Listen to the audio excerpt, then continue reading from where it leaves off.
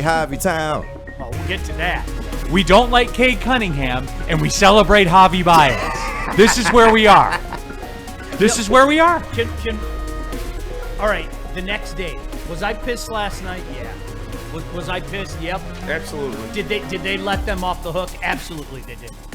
I would hope any Knicks fan would probably say the same thing. They let them off the hook multiple times this series. The best is yet to come with this franchise. The best is yet to come with Cade Cunningham. Absolutely. It is. Fair. And I hope that every human being, and I got stuck in a tug of war between Stick and it was Stick versus everybody. Maybe we should put that on the Woodward Sports get that store. Get that out It's there. been like that for the last couple weeks. I got stuck in the middle because what Stick is saying, I'm sorry, I've echoed it, okay? If you want to be considered something, you know what you have to do? You have to have a signature moment. Those are not my rules. Those have been the rules in the NBA for a long time. And now I'm gonna do the history lesson, Neil. Magic coming out in Game 6 of the NBA fucking Finals, having to start at center because Abdul-Jabbar is injured, and pumping in 42 to win a title. Done. You're on a fucking poster. Gosh, I gotta drop the F-bombs. Okay. Fox too. Michael Jordan against the Boston Celtics pumps 63 in. Yeah. Wasn't enough, but everybody sat back and said, "Uh-oh, this guy's going to be a big problem." It was cute the first couple of years, but this guy's going to be a big problem. Cade Cunningham wasn't bad. Cade Cunningham, I'm going to use your line, is on the low side of the totem pole for superstardom. Yes. I like that. I like the way that you said that. But Neil, you know as well as I do. You know where you go into the upper echelon when you hit that 14-footer to beat the Knicks on the big stage. Mm-hmm. When you don't go 0 for 8 in a deciding game from three-point range. And again, people hear this and go, "Why are you dogging him?" I'm not. Yeah. Dude's a stud. Or you go into Madison Square Garden in your first elimination game and drop 13-4 in the fourth quarter to win. That is a defining moment. Right. You need more of those to beat a better team for sure. You need one of those every night. But you look at the two games that the Pistons won, it was because Cade took over in the fourth quarter and won those games. And it's funny because I've said this from long before I was even on Woodward Sports. I think what we all have a tendency to do as fans in this town, sports media fans, is we want to graduate guys before it's ready to graduate. And Cade and the Pistons aren't ready to graduate yet. Sorry, they aren't. I don't think that there can't be a person against that. No. Okay, good. Let's drill down on this. Let's drill down. Let's cut the shit. Jump into the chat. Get your thoughts out there. You want to skip the line? Use the Woodward Sports super chat. We got KG, Spencer, Chase is here. Young Justin's hanging out in the building as well. Burn in the super chat. In our hour of need, Brunson hit the three-pointer. The Tigers gave up the lead. Our nation turned their sad eyes to one man who said no more. El Mago. One man said no more. Right. The slide-in's here. He's had enough. Center fielder Javi. Hallelujah. So let me get this straight again, in case you missed it. Hallelujah. Javi died. Javi's risen. Javi will come again. Pause. All right. Here's the deal. In this town, for those of you that may have missed it, we celebrate Javi Baez. We literally celebrate him, saying he's been resurrected and Cade Cunningham's no good. I celebrate them both. Right. Listen, no. Yeah.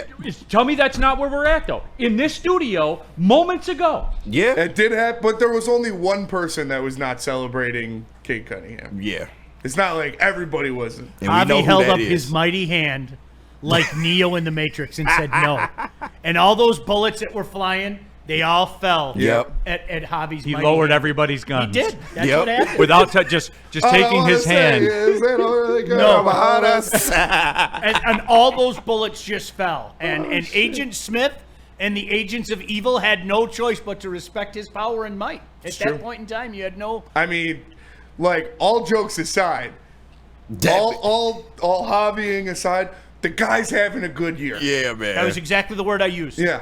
Okay, and we'll get to it. That's in the nickel Yeah. package. I purposely threw that in there. Based on what? Good Come based, on, Neil. good Come based on, on Neil. See, you an know what I MLB did? player, not a 25. Good based That's on an MLB exactly what player. I put in the gosh damn Yeah, game. yeah, too. we That's gonna exactly- All right, don't get wreck to it. So, we gonna Gosh, get to mother. it. We gonna get All to right, it. it is a nickel package Friday, but I already know how this is going to go. Oh yeah. There's no doubts about it. but Lines we're- have been drawn. Yeah, lines have been drawn. Greenfield in the chat. Detroit Pistons need a big man in the middle of the court. Praise Javier. Alan W. Neil, you Isaiah didn't hear that Stewart. no stars ever struggled in their first postseason? I guess What? I dreamed of Jokic shooting 30% in his first Game 7 and Giannis sub 40 in his first series. Yes. Don't forget Kobe at 8 points per game. Yes. Right? Isaiah Stewart's inside, obviously his interior defense, he is statistically the hardest player to score on at the rim, and his rebounding were very much missed. And all of that is right, but there Still are gotta some step up. And Had the chance to. I've it's said that it every simple. time. I've said it every time. There are some people, Spenny, and I'm not looking at people in this room, that are asking the rest of us to call him something that he is not yet. Yeah. He is not yet. And that's okay. Like, I it's still fine. think he's a This is the superstar. beginning. Yeah, This is the beginning. I think when For you're Javi or for Cade? I think when you're a top 10 player in the NBA, I think that means you're a superstar. But he also needs to step up. Well, I said it after every game, after every loss. Cade needs to be better. He does, because if you want to go on the road, if you want to go to a team that is better than you in the New York Knicks, you want to win, you want to knock them out, you need your superstar to step up. And in the 2 games that they won, he did. The 2 games that they won, he was balling in the fourth quarter. And when they lost, it's because they lost at his hands, and that's what you're going to do. And I'm glad they did it that way. Yeah, now he's got to learn, and he'll get better. Let's not act like Brunson pulled a disappearing act in one of these games, too. No, he was going bar for bar. Yeah. Like Brunson disappeared in Game 5. Can He I? did. All right. So I Poof! no. Vamos, son of a bitch. Like, that's Yeah. what it was. Neil, I also have to. You know what people are going to remember? They're going to remember The shot. the shot. And, That's how and- this works. And the 40-something. Yep. That's how this works. I Absolutely. didn't make the rules, and Yeah. that's what I brought up earlier. I did not make the rules. You can't get mad at me. That's just the way it is, Yeah. and it's unfortunate. And boy, you bring up Kobe, and it's so funny, Neil, because here's a guy that got known as the Mamba, the assassin. He's cold-blooded. Yep. Mr. Clutch. People forget. Yeah. He had to graduate to that level. He did. Burn in the super chat. Michael Jordan, 7 turnovers in his first playoff game. Look it up. I don't need to, Burn. Sorry, go ahead. Yeah. No, but that's the kind of stuff that I'm talking about. It's a process. Just don't ask me to call him something that he isn't right now. And that's okay. And I can't get mad at you for that. He is 23. Yep. He's 23. So much more to go. That, and then, Sean, I would say, if that is your expectation of him now, then you are flawed. Your expectations are flawed. No, you Yes. can't be. I had somebody arguing with me. That's Stick's main point. Yeah. Like Yeah. that, he expects that of a 23-year-old in a league at a position where it's never happened in history outside of the Magic game that you speak of. That, oh, by the way, Jamal Wilkes had 37 points and was 16 for 30 from the floor. And they had a guy named Michael Cooper on that team also. Wasn't he? Magic was what, 21 that game? Correct me if I'm wrong. He was 21. Started at center. It was unbelievable. And again, I'm not saying that's what you have to do. Okay, I'm not That's saying. what Stick's saying. I'm not saying that you have to go full Jordan in '86. By the way, who was in the league for a little while at that point in time? People forget. Okay, 84, 85, 85 is the end of his second year, as I recall. But what I am saying is, you have to understand that you are going to hear from people like that. And when you're constantly saying all year, okay, he's the one. He's the guy, okay? Then I'm going to say, whoa, pull back on the reins. I'm not saying he's going to be there, Neil. I'm not saying he's not going to eventually get there. But we're going to have to take some time to tip of the cap to Javi before every knee shall bow and every tongue confess. Damn right. Yeah. And that's okay. Like like people think it's like a bad thing. It's like, no, this is the maturation of basketball. That's what happens. And when you have haters and when you have, idiots talking about stuff that they know nothing about just to put shade on your name, that means you're doing something right. No, 100%. That means you're doing good. And I had a guy arguing with me on Twitter last night about LeBron James went out there and scored, 25 straight points against the Pistons when he was 23 years old. So that's the bar. LeBron James is the bar. Is that what you're telling? That means you think Cade Cunningham is arguably going to be the greatest player of all time. Yeah. And if these are the bars, if the bars are LeBron James, Michael Jordan, and Kobe Bryant, because those are the names that we've heard. Yeah. Sounds like he's on a good trajectory to me. That's how far people like Stick and the Cade haters are down the checklist already. Yeah. That's how far they are. You put the stats up there, they're insane. And stats, they don't matter. They lost. Okay, was everything on the same? Did Cade have the same opportunities, No. the same supporting cast, No. the same chances? No. No. And that's what I like. Okay, you want to celebrate something where a guy that was a 40% underdog lost. Okay, then go. That's your prerogative. Go ahead and do that. They won 14 games last year, 14. And they flipped this around. Is it safe to say, Sean, they flipped it around? Yes. When they tripled the win total, that's something no one in the history of this league has ever done. They flipped this around. That's fair to say. I'm going to give them a second to breathe before I expect them to go beat the Knicks. And you know what would have happened, too? Right. They beat the Knicks. Say the Celtics cook them. They would have got oh, my God. God. The Knicks are going to get swept by Can I the call a timeout, though? I don't want to speak for everybody in this room. Did you guys expect them to beat the Knicks? Yes. I did. I'm sorry. Yeah, I had it as a coin flip. No, and I'm with you. Which it was. And then they would go to the next round, and they would go to the next round, and they would get smoked. Yeah. But I was hoping that they would. I was hoping that they would maybe skip one of those exits. A playoff failure and then playoff success. Let's skip that. Let's go beat a team. And I'm still convinced today that New York was waiting to be beaten. I really am. And we let them off the hook multiple times. That's where my anger came from. That's what young last teams night. do, man. That's 1,000%. That's where my anger came from last night, Neil. But as I woke up this morning, you know what I said? That's what young teams do. Exactly. It's okay. It sucks. I don't like it.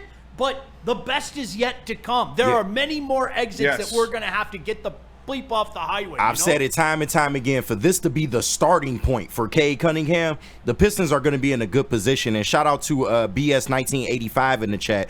I love that the first rung on Cade's superstar ascension ladder is damn near beat a higher seed that spent the offseason tooling for a championship run. I'll take it. No, Killer Pan in the super chat. We need an alpha on this team. Cade has proven to be Scottie Pippen. We need Jordan. Trade for D-Book. Where's Devin Booker's killer moment? Devin Booker being Jordan is crazy.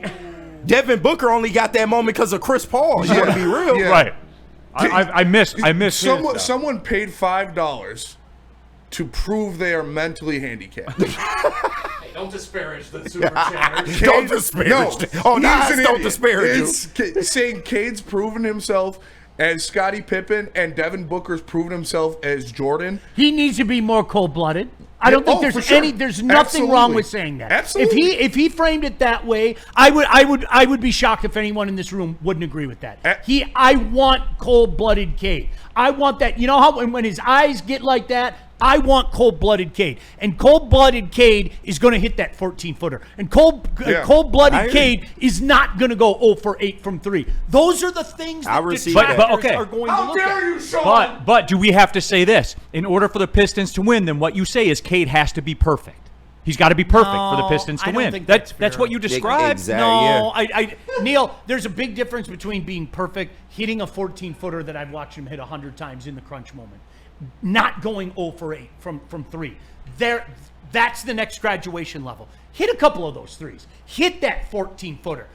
Then look at the crowd like Jalen Brunson did. Absolutely. That son of a bitch, I wanted to throw things at the television. You couldn't even do it. You couldn't. I couldn't do it. In the middle of the watch party, I said it was a push off out of fucking emotion. And when I watched it back, I felt like shit. I'm like, damn, he cooked the fuck out of us. So you know what I did instead? I flopped. To celebrate Jalen Brunson, I immediately flopped on the ground.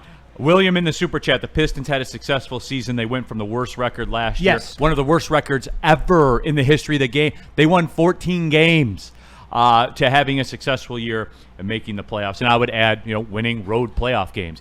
The only thing I feel bad about, before we cut to the break and get into this and then get into the nickel package stuff, get into the bourbon, the only thing I feel bad about, my heart breaks for the fans. Yeah. That just as the playoffs went on, they took it up a level and then up a level. And then last night, I had a buddy that was at the game, And when Beasley made that three, that corner three that brought him within one or tied the game or whatever, like when they were dead in the water, he said the pop from the crowd vibrated your chest. Crazy, man. Like it vibrated your chest. I don't care what anybody says. Our fan base is unbelievable. It's the best fan base in sports. I am not trying to kiss anybody's ass. I would hope you guys know me well enough.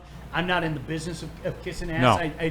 You're not like some talk show host in this town. This fan base is unbelievable. Now, when we're winning, okay, this is a great town to be a winner in. Yeah. And Neil, I think I told you, I will never, as long as I live, forget sitting there, Game 7 against New Jersey in 2004 at the Palace, and I'm sitting next to the late Jamie Samuelson, and I swear to God we could not hear each other talk. He's sitting right there. Yeah. We're both going like this. Because there was a noise, and when those flames came up, it really was, Neil, and that's why I bring this up, you felt it in your chest. You did. You felt it in your chest. Right. There was just a different, like, okay, this is Richter scale shit, man. And there are so many good moments coming at that place. But, Neil, I feel you. Going 0-for-3 at LCA sucks. It does for the fans. My heart breaks for the fans deserve this because they showed out. Justin was there. He can speak to it. That energy in that building was unreal. I was there. Yeah, Sean, you're completely right. That crowd pop was crazy, especially when Jalen Duren hit that and one in the fourth quarter. Like, you could feel that arena buzzing. You've never felt that in that building before. Never. Easily the best crowd at LCA I've ever been a part of. Everyone was on their feet standing for the entire fourth quarter. Everyone was locked in. It was just a great atmosphere the entire game. Everyone had the I don't know what they even call them, noisemakers. That thunder sticks. Thunder sticks. Get it right. Get it right, you punk ass kid. I thought they were called boom boom sticks, honestly. But all right. Well, that's enough. That's enough. Let's get off the highway.